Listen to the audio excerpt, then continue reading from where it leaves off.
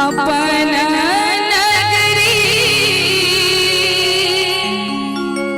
झारखंड डगरी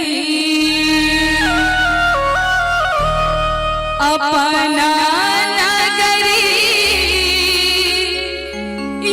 कैलाशपुरी। और एगो भक्त कहे छथिन महादेव से, यो बाबा यो दानी यो भोला देने चलियो हमरो अपना नगरी। बाबा देने चलियो हमरो अपना नगरी। अपना नगरी झारखंड डगरी अपना नगरी यो कैलाशपुरी। यो बाबा देने चलियो हमरो अपना नगरी। यो दानी देने चलियो हमरो अपना नगरी।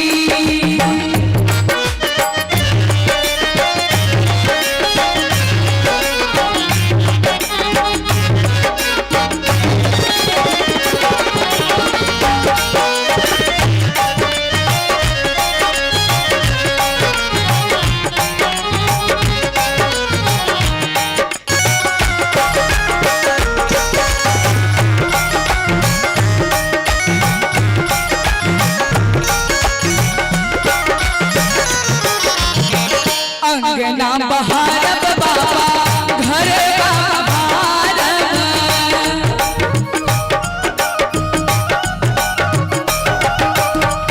अंगना बहारब बाबा घर बहारब। अंगना बहारब बाबा घर बहारब। और बहारब अहाँ के हरि ये बाबा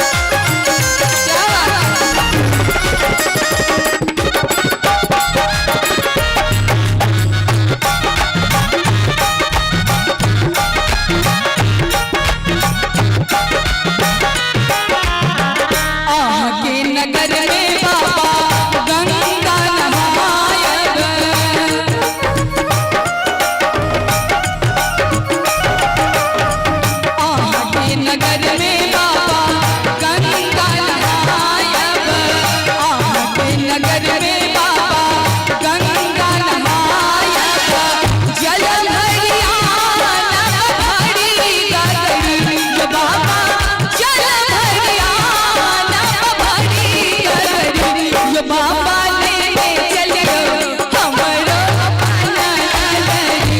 यो दानी देने चलियो हमरो अपना नगरी।